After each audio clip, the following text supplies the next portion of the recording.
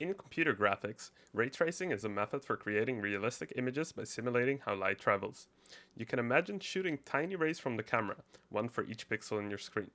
When a ray hits an object, the pixel the ray originated from gets the color of the object, and to create shadows, we shoot extra rays towards the light to see if anything blocks them. Usually, 3D scenes are made out of triangles. To figure out which triangle the ray hits, the ray is tested against all the triangles in the scene. That works for small scenes, but as scenes become bigger, the amount of triangles increases into the millions. Testing all those triangles becomes extremely slow. Voxels offer a different solution. A voxel is basically a tiny cube arranged in a grid like three-dimensional pixels. If you know which voxels are solid, you can move the ray through the grid step by step without checking every voxel in the scene. This goes much better for gigantic worlds. Our thesis investigates whether voxels can be used to render seemingly infinite terrain. But voxels have their own problem: memory. A grid that is 2000 voxels wide in every direction contains over 8 billion voxels.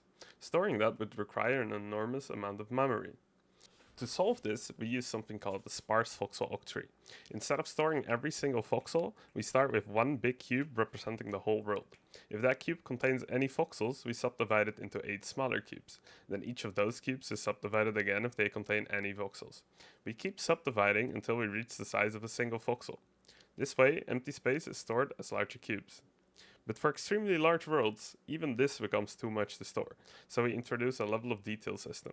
Instead of one enormous octree, we use a grid of many smaller octrees. For trees that are far away from the camera, we don't subdivide as much, which means the voxels are bigger. Closer to the camera, where the player can see the details, the octrees subdivide much more. This system lets us render voxel scenes at extremely small voxel sizes without running out of memory, allowing us to reach effective voxel grid sizes above 80,000. This allows for voxels as small as a millimeter. That means when you're a meter away from the surface, the voxels are actually smaller than the pixels on your screen. When the camera is far away from the scene, voxels do not need to be very small in size, allowing us to generate seemingly infinite terrain. With a voxel size of 10 centimeters, we are able to render scenes that are multiple kilometers in size.